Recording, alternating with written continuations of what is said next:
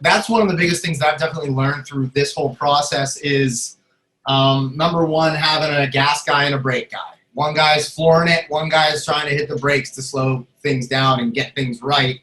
And just to also know what your strengths are and what your weaknesses are. Almost more importantly, what your weaknesses are, what you're not good at.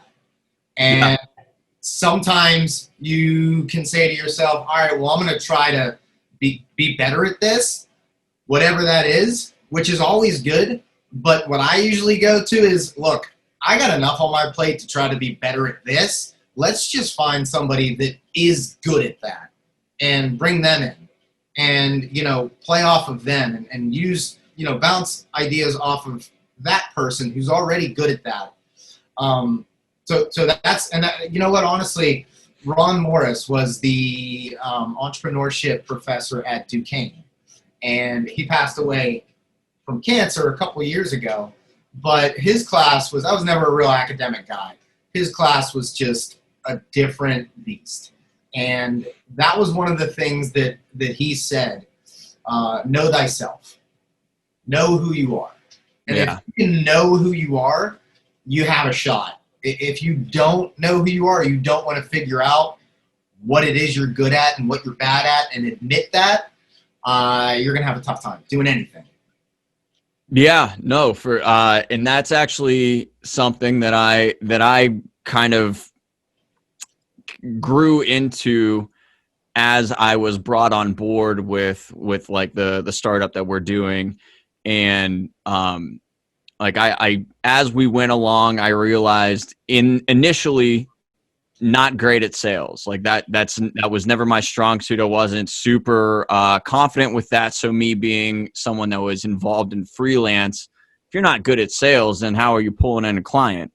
But thankfully, Pat's great at sales.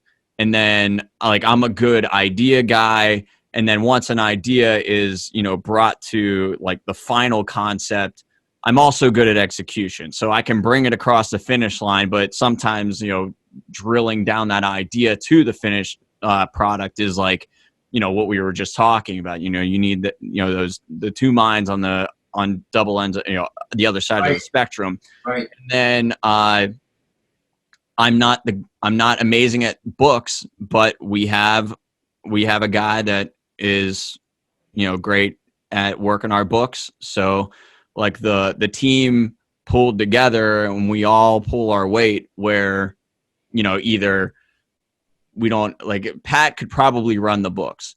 Pat needs more time doing other things though. So we need somebody else that understands what we're up to and can run the books. So we have that. Yeah.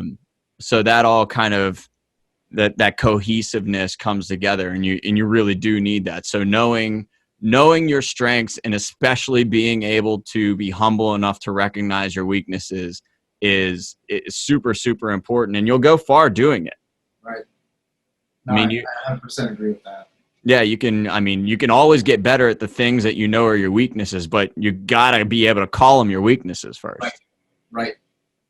Well, so you don't want to be one of those people either that say, the classic interview thing. Well, my weakness is I care too much. God. I work too hard. Somehow your weakness is a compliment. That's bullshit. Yeah, that's not. Right.